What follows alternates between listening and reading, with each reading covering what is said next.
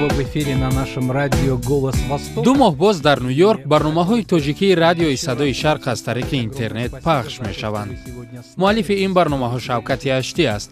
ӯ мегӯяд муҳоҷирони тоҷик бо роҳандозии ин барнома мехоҳанд иртиботи насли навини тоҷикони амрикоро бо решаҳои худ барқарор созанд. Шавкати Аштӣ дар душанбе буд ва ба чанд суоли хабарнигори радиои Озодӣ ҷавоб гуфт.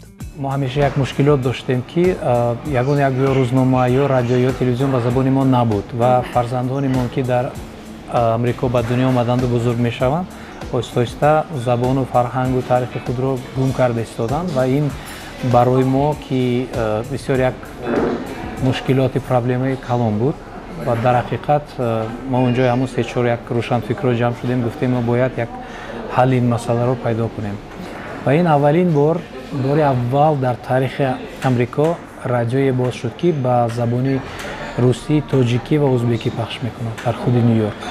شرایط ثبت نام این رادیو مثلا در امریکا چگونه بود؟ در امریکا رادیو باز کردن هیچ یک مشکلی خیلی آسان است. خیلی یگان یک مشکلی ما چیز روبرو نشدیم و البته که امریکا هم خیلی دولت است که میگن که اگر پول داشته باشی مرحمت و حتی بعد از باز کردن ما به ما کمک هم کردن گفتن که اگر خواهید که یک یعنی کمیونیتی میگن خود تشکیل کردنی باشید ما کمک میکنیم. البته حالا ما منتظر FM هستیم. شما تو امروز که یک ماه علاقه سپری شد یگان پژوهشی انجام دادید که رادیو شما رو بیشتر کیها گوش میکنن؟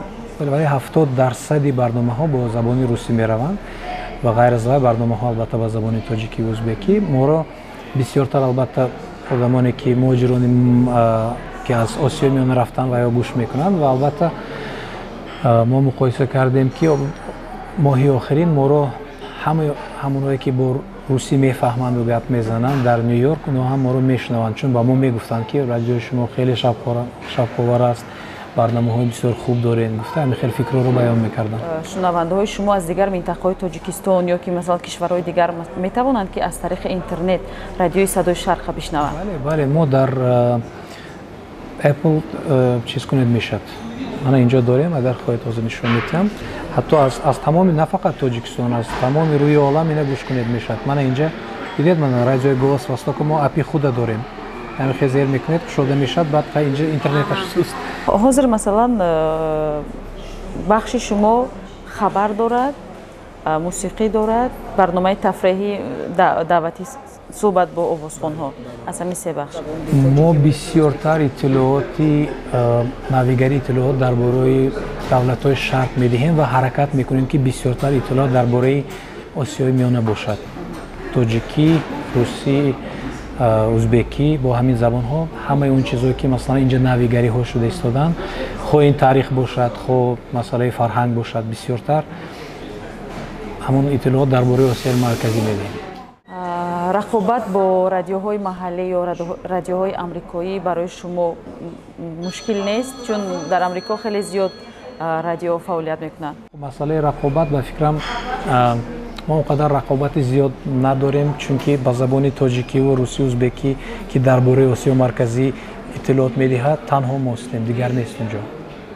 در صدای شرق رادیویی که شما تأسیس دادید بیشتر کدام ترانه ها پخش می شود و آیا این ترانه ها یا آهنگ هایی که پخش می شود با اجازه همون مؤلف ها است یا چی؟